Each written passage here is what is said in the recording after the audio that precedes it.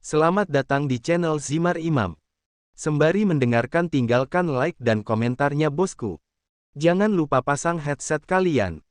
Siapkan kopi dan camilan. Lupakan pahitnya kehidupan. Mari kita dengarkan sambil rebahan. Bab 466, mengumpulkan poin. Pedang itu mulai berubah warna sejak Lin Xiao mulai lebih sering menggunakan pedang Tianzenya. Warna biru cerahnya bersinar lebih terang saat Lin Xiao menyuntikkan kinya. Cek, pergi. Mata Lin Xiao menyipit saat melihat para pembudidaya yang sedang menuju ke arahnya.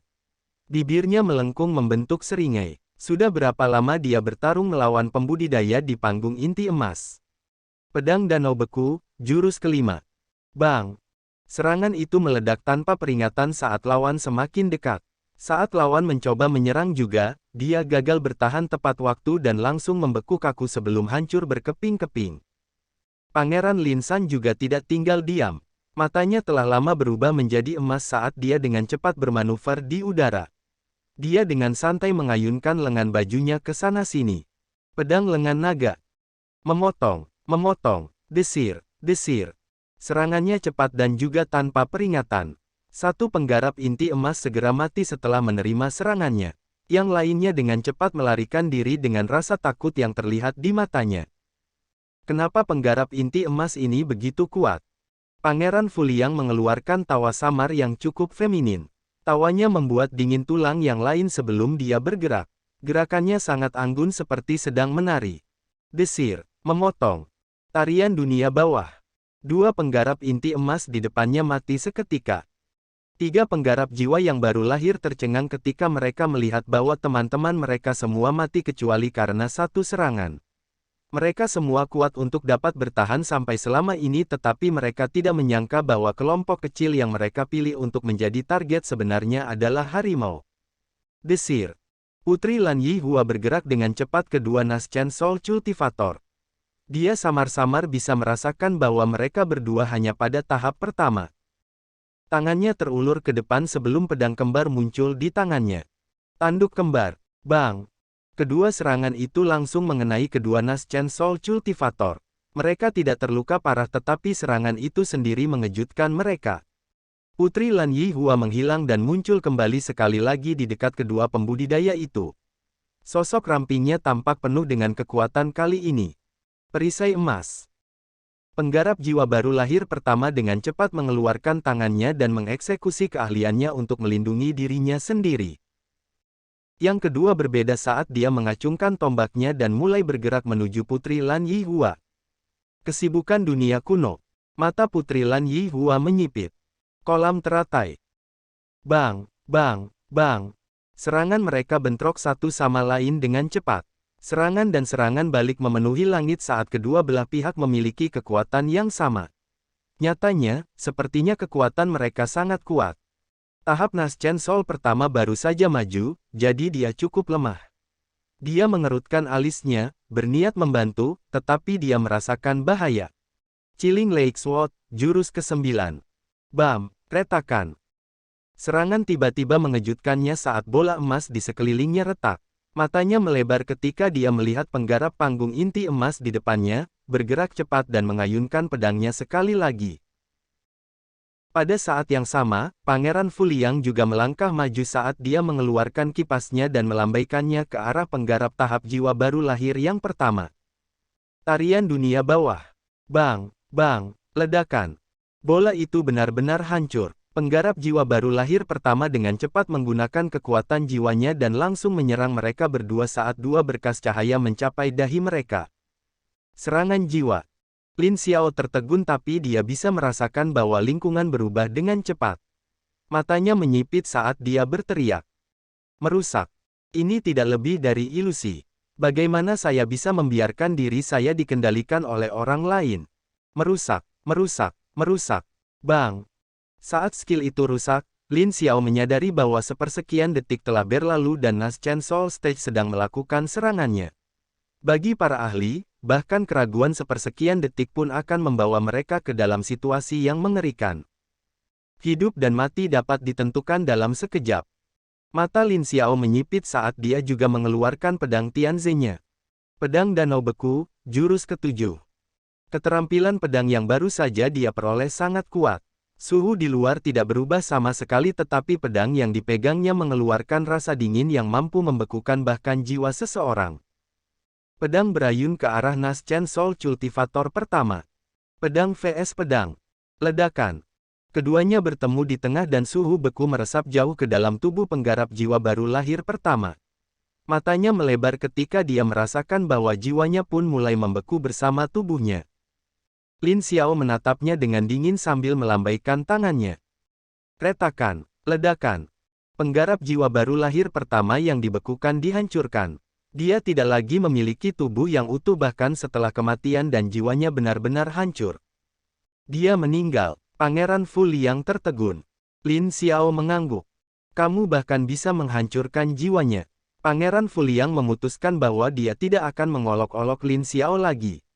Meskipun mereka berada pada tahap yang sama, Pangeran Fu Liang tahu bahwa serangannya hampir tidak dapat mempengaruhi jiwa seseorang.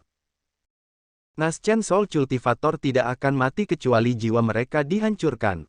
Karena itu, bahkan jika tubuh mereka hancur, mereka dapat dengan mudah membangunnya kembali.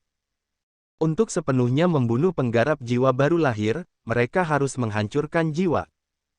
Biasanya, penggarap panggung inti emas tidak akan pernah bisa menghancurkan penggarap jiwa yang baru lahir tetapi Lin Xiao entah bagaimana berhasil melakukannya.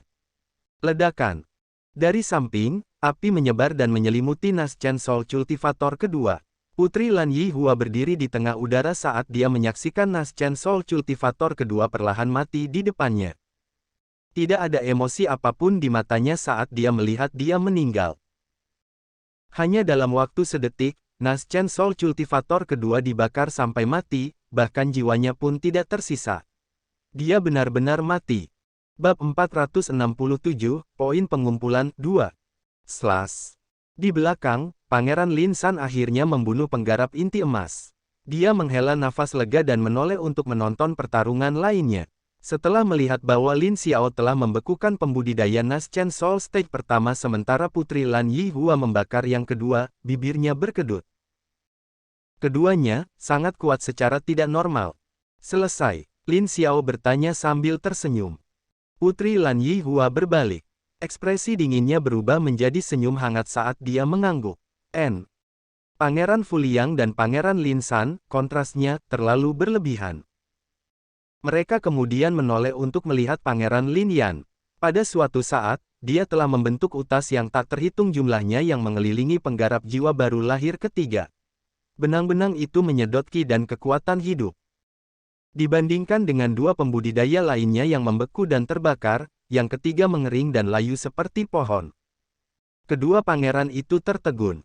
Tampaknya yang paling menakutkan di antara mereka sebenarnya adalah Pangeran Lin San. Dia dapat dengan mudah menyedot kekuatan hidup mereka tanpa mereka sadari bahwa benangnya sudah dekat. Sangat menakutkan. Kami mendapat beberapa poin. Lin Xiao melihat tokennya dan melihat ada angka 100 di bagian bawah. Apakah kamu berencana mengumpulkan 10.000 poin? Mengapa tidak? Pangeran Lin San berhenti sejenak lalu mengangkat bahu. Jika ketiganya ingin mengumpulkan poin, sepertinya itu tidak masuk akal. Mereka masih terlihat sangat energi meski telah membunuh 3 kultivator di Naschen Soul Stage. Adapun mereka akan dengan senang hati membantu membersihkan. Desir. Dalam perjalanan, mereka bertemu dengan beberapa pembudidaya yang mencoba menantang Putri Lan Yihua. Tampaknya kultivator cantik juga bisa dengan mudah menarik masalah. Mereka mengumpulkan banyak poin tetapi Lin Xiao dalam suasana hati yang buruk. Begitu banyak orang mencoba untuk memukul istrinya, bagaimana dia bisa bahagia ketika hal seperti itu terjadi? Itu gunungnya, haruskah kita mendekat? Pangeran Lin San menunjuk ke kejauhan. Lin Xiao mengerutkan alisnya. Lin Hu telah menyerap energi dari kultivator yang dia bunuh. Jumlahnya tidak sebanyak itu, tetapi entah bagaimana, dia mulai merasa kenyang. Kurasa aku harus menemukan tempat terpencil dulu. Aku akan melakukan terobosan ke Naschen Soul Stage. Lin Xiao tersenyum pahit. Yang lain saling berpandangan lalu mengangguk. Kami akan melindungimu. Maaf atas masalah ini. Terbang ke kejauhan, Lin Xiao lalu duduk bersila. Ia memusatkan perhatiannya pada dantiannya yang sudah terasa penuh dan juga jiwanya di dalam kesadarannya. Kultivator Naschen Soul Stage akan menghubungkan mereka berdua dan membentuk proyeksi jiwa mereka. Proyeksi jiwa akan semakin kuat, yang setara dengan mereka semakin kuat juga. Kakak pertama, apakah ini akan memakan waktu lama? Pangeran Lin San bertanya. Pangeran Lin Yan menggelengkan kepalanya. Ketika dia membuat terobosan, tidak butuh waktu lama. Namun, itu pasti akan menarik beberapa orang untuk datang ke sini untuk mengganggu prosesnya. Lagi pula, penggarap jiwa baru lahir lainnya akan berarti tantangan lain bagi mereka. Apakah kita bisa mengumpulkan poin yang cukup? Pangeran Fu Liang juga bertanya dengan cemas. Dia tahu bahwa mengumpulkan poin tidak akan mudah, jadi dia sedikit khawatir. Putri Lan Yihua melihat ke kejauhan saat beberapa sosok sedang menuju ke sini. Matanya yang indah menyipit. Jika kita tidak bisa mengirim kita semua ke sana, setidaknya kita bisa mengirim satu, kan? Mereka juga bisa mentransfer poin mereka. Benar. Bersiap untuk bertempur. Sementara yang lain sibuk berkelahi, Lin Xiao merasa aneh ketika dia menghubungkan kesadarannya ke dalam dantiannya. Prosesnya tampak cepat namun pada saat yang sama lama. Pada saat yang sama, dia mulai melihat ingatannya, mulai dari dia masih bayi. Dua orang yang tidak dia kenal sedang menggendongnya, tetapi penampilan mereka yang mencolok di mata saudara laki-laki pertamanya mengatakan kepadanya bahwa mereka adalah orang tuanya. Memori jiwa.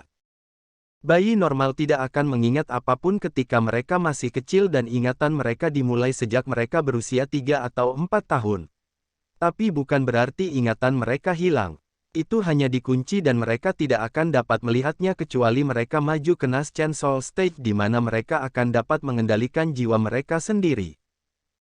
Pria itu, ayahnya, tampak khawatir saat berbicara dengan istrinya. Kita harus pergi. Mereka datang untuk kita.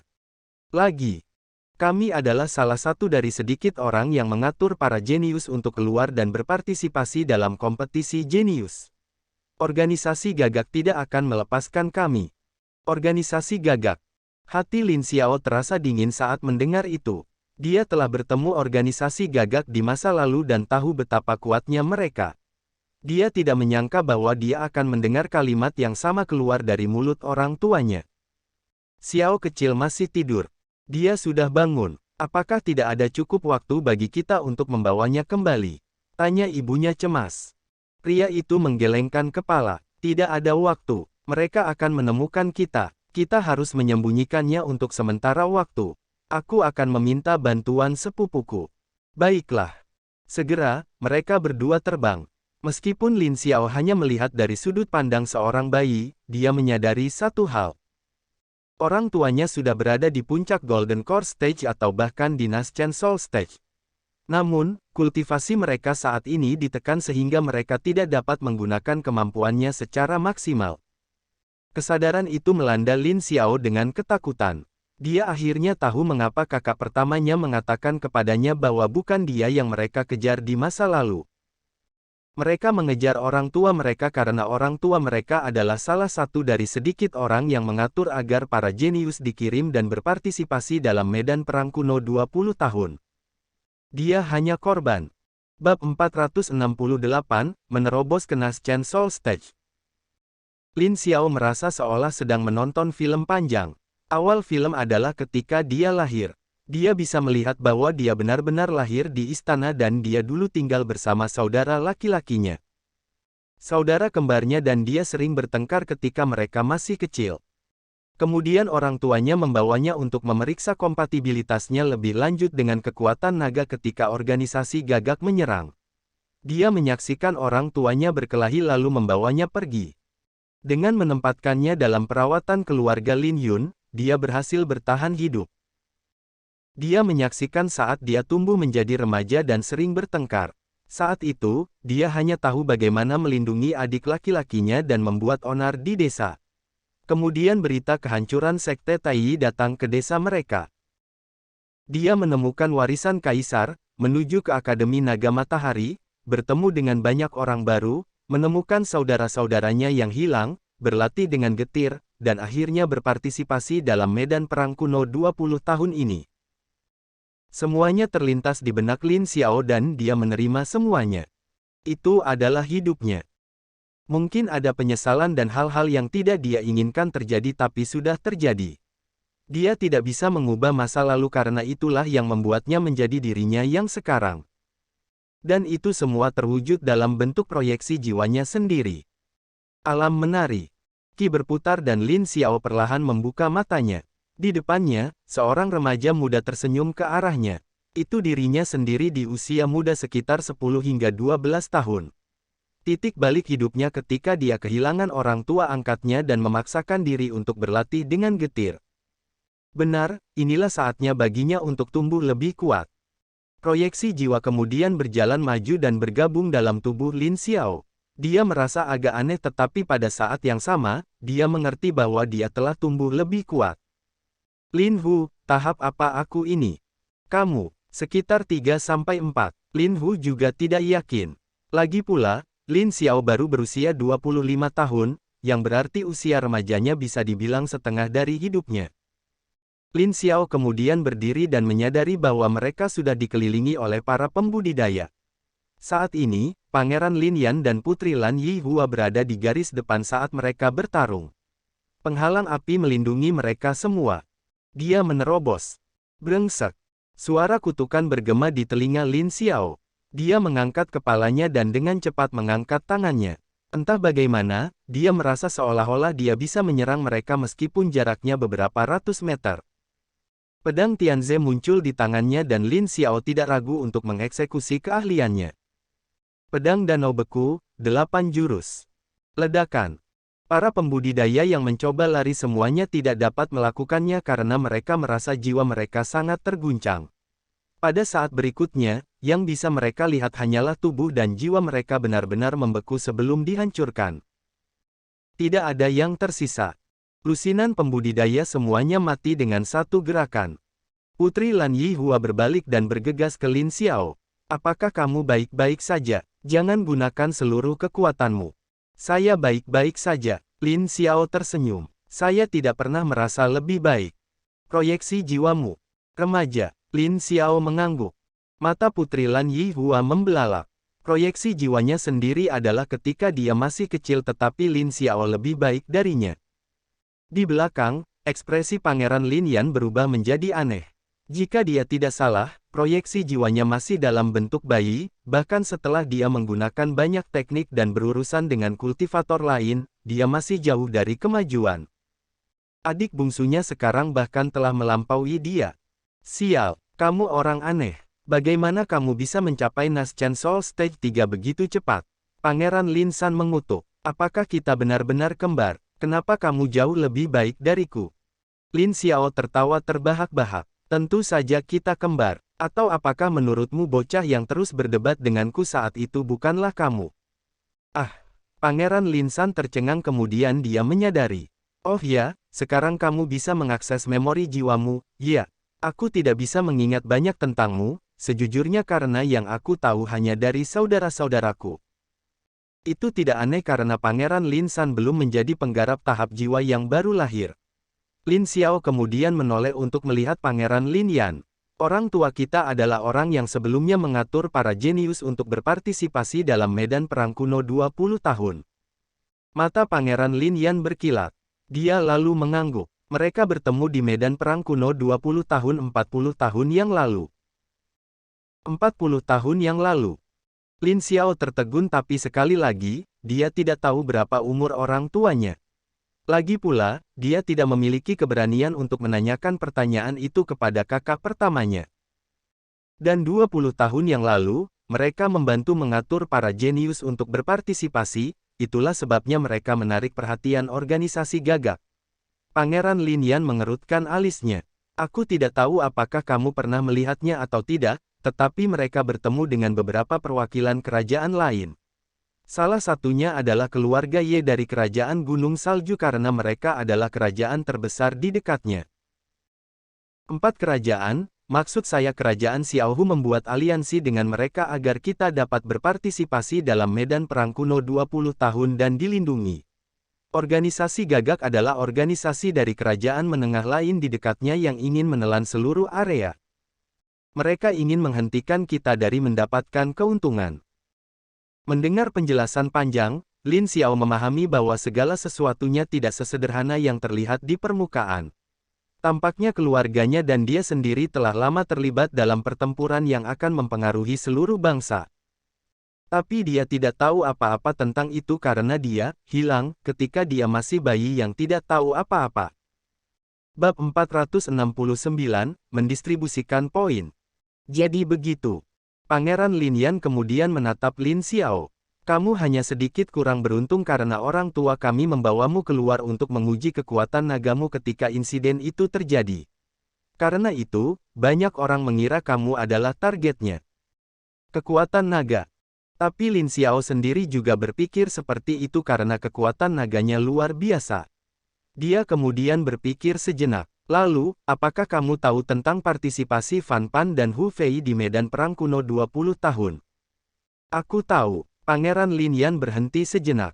Mereka bukan satu-satunya yang datang untuk mencoba tetapi hanya 2 yang lulus. Hanya 2 yang lulus. Tampaknya kerajaan yang masih menggunakan susunan pelindung tidak dapat berpartisipasi dengan baik dan mengirim banyak orang. Jika bukan karena Lin Xiao mengubah susunannya, dia tahu betul bahwa mustahil baginya untuk berada di sini. Oh benar, 3 tahun telah berlalu di kerajaan Xiaohu. Lin Xiao berharap mereka akan baik-baik saja. Sekarang aku telah menerobos, saatnya mengumpulkan poin. Kamu akan menargetkan kerajaan-kerajaan itu. Pangeran Lin Yan memperhatikan nada suara Lin Xiao dan bertanya dengan pasti. Lin Xiao menyeringai. Tentu saja, beritahu aku di mana mereka dan mari kita bertarung. Baiklah. Desir. Selama beberapa jam berikutnya, Lin Xiao terus mengejar perwakilan kerajaan menengah itu. Banyak dari mereka hanya dinas Chen Sol Stage 1, membuatnya mudah untuk berurusan dengan mereka. Bahkan jika ada beberapa dari mereka yang berada di dinas Chen Sol Stage 2, mereka akan dibunuh dengan mudah oleh Lin Xiao. Dia tidak memiliki banyak perasaan untuk orang tuanya yang belum pernah dia temui. Dia mungkin mengingat mereka melalui memori jiwa tetapi itu tidak jelas. Belum lagi, dia hanya melihat mereka untuk waktu yang singkat. Memori jiwa dapat diakses tetapi itu masih merupakan bagian dari memori yang terlupakan baginya, yang tidak lebih dari gambar sekilas. Namun, Lin Xiao ingin menghancurkan mereka karena dia ingin memastikan kerajaan Xiaohu bisa selamat. Jika kerajaan ini bahkan tidak bisa mendapatkan sumber daya terendah, itu akan menjadi yang terbaik. Seharusnya itu saja, Pangeran Lin Yan melihat tumpukan mayat dengan acuh tak acuh. Jika hanya dia sendiri, dia tidak akan berani melakukan ini. Lagi pula, dia tidak cukup kuat untuk menghadapi beberapa penggarap tahap jiwa baru lahir sendirian. Tapi dengan Lin Xiao memimpin mereka, dia tidak perlu terlalu khawatir. Pemuda yang dulunya hanya bermain-main sudah mulai tumbuh menjadi pria yang baik. Lin Xiao mengangguk. Apakah ada kerajaan terdekat lainnya? Masih ada kerajaan besar tapi kita bukan tandingan mereka. Penggarap mereka lebih kuat dari kita dan jika kita mencoba menyerang mereka, kita tidak akan berhasil dengan baik. Pangeran Lin Yan tahu bahwa mereka harus melakukannya dengan lambat, jadi dia mencoba mengingatkan Lin Xiao. Baiklah, biarkan saja untuk saat ini. Dia hanya akan menyerang mereka jika mereka mencoba membuat masalah untuknya. Memeriksa tokennya, Lin Xiao memperhatikan bahwa dia memiliki 17.450 poin setelah membunuh begitu banyak penggarap tahap jiwa baru lahir dari beberapa kerajaan.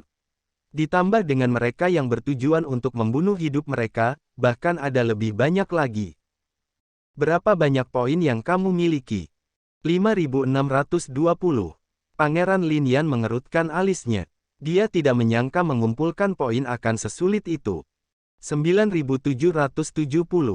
Putri Lan Yihua melihat sekeliling, mencoba mencari kultivator lain di dinas Chen Sol Stages. Dia hanya membutuhkan 3 lagi. Lin Xiao mengangguk lalu dia mentransfer poinnya ke mereka, 230 untuk Putri Lan Yihua dan 4.380 untuk Pangeran Lin Yan. Dengan begitu, ia hanya memiliki sisa 12.840 poin. Itu masih banyak tetapi tidak akan cukup untuk membawa orang lain ke wilayah inti. Pangeran Lin San dan Pangeran Fu Liang sama-sama menggelengkan kepala. Mereka berdua hanya memiliki sedikit lebih dari 1000 setelah menggabungkan poin mereka bersama. Dibandingkan dengan Lin Xiao dan dua lainnya, mereka jauh. Dua orang dengan sumber daya terendah berarti kita masih akan mendapatkan keuntungan. Pangeran Lin San tersenyum. Selain itu, aku tidak berpikir bahwa aku mungkin bisa melawan para penggarap tahap jiwa baru lahir di dalam. Baiklah. Mereka pindah ke depan gunung, menunggu pengumuman untuk tahap selanjutnya. Pada titik inilah Fan Pan dan Hu Fei datang ke kelompok mereka sambil melambaikan tangan. Lin Xiao menatap mereka berdua dan mengedipkan matanya karena terkejut. Fan Pan telah maju ke Naschen Soul Stage 1 sementara Hu Fei berada di Golden Core Stage 9. Keduanya berkembang sangat pesat selama 3 tahun terakhir. Medan perang kuno 20 tahun benar-benar sesuai dengan namanya. Sial, kamu sudah berada di Naschen Soul Stage. Hu Fei tidak bisa membantu tetapi berkata ketika dia melihat kultivasi Lin Xiao masih salah satu yang tidak bisa dia baca. Dia merasa pemuda itu sangat sulit dibaca sekarang. Fan Pan memandang Lin Xiao dan mengangguk. Di masa lalu, dia hanya sedikit menghormati Lin Xiao karena pemuda itu kuat. Sekarang dia telah melihat kultivasi Lin Xiao yang jauh melebihi miliknya, dia tahu pasti bahwa Lin Xiao benar-benar kuat. Baginya untuk menggunakan gelar kaisar sepertinya tidak aneh lagi. Putri Lan Yihua menatap mereka sejenak lalu menoleh ke belakang lagi. Medan perang kuno ini sangat bermanfaat bagi mereka, tetapi maju begitu cepat bukannya tanpa kekurangan. Banyak pembudidaya merasa bahwa basis mereka goyah. Kecuali jika mereka seperti Lin Xiao, yang secara praktis menjejali dirinya sendiri sampai dia tidak dapat menahannya lagi, yayasan mereka akan bermasalah. Putri Lan Yihua dan Pangeran Lin San, yang mengalami siksaan dari Lin Xiao tahu betul bahwa perasaan Qi dimasukkan ke dalam tubuh mereka dan dimasukkan dengan paksa sangat menyakitkan.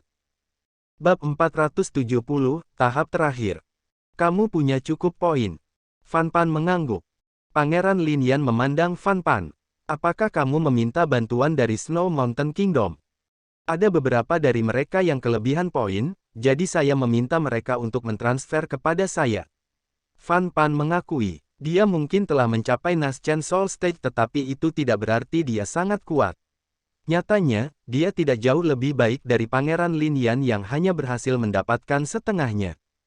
Hu Fei mendecakkan lidahnya. Dia menatap mereka. Sialan kamu. Kamu masih bisa mendapatkan poin yang cukup tapi aku hanya memiliki 1120 poin bahkan sebelum mentransfer semuanya kepadamu. Fan Pan hanya melirik Hu Fei dan kemudian tidak peduli lagi. Maju ke stage selanjutnya sebelum mencapai Naschen Soul Stage akan sangat beresiko. Itulah alasan mengapa Hu Fei tidak ragu untuk mentransfer poinnya. Kamu bisa bertanya padaku. Lin Xiao menatap Fan Pan dan menggaruk bagian belakang kepalanya.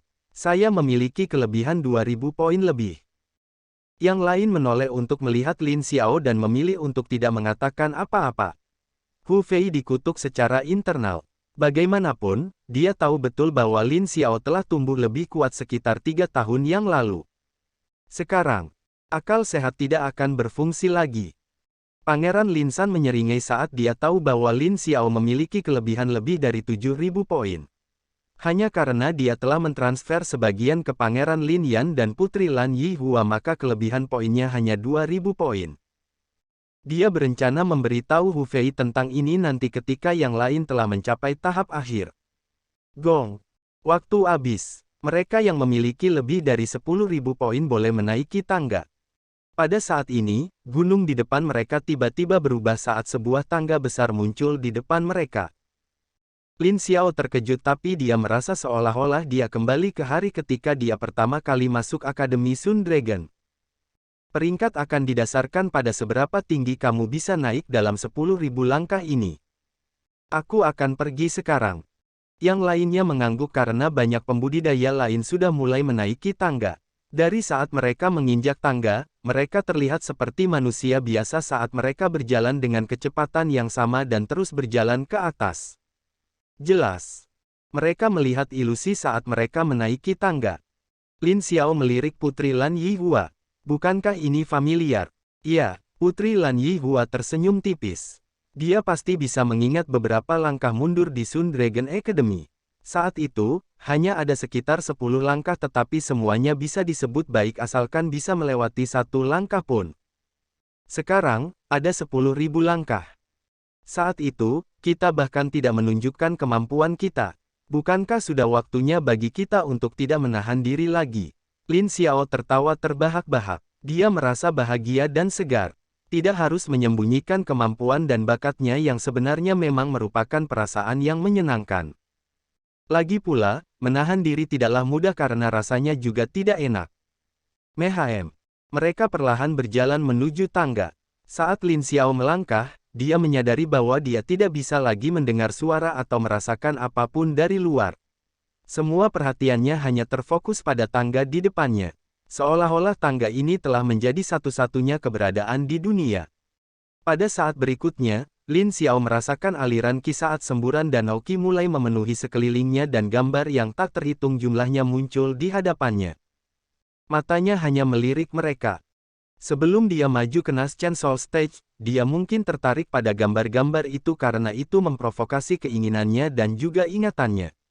Tapi setelah maju ke Naschen Soul Stage, ingatannya disegarkan dan ingatan jiwanya juga muncul kembali, membuatnya mengetahui kebenaran tentang kelahirannya, masa kecilnya yang hilang, dan banyak hal lainnya.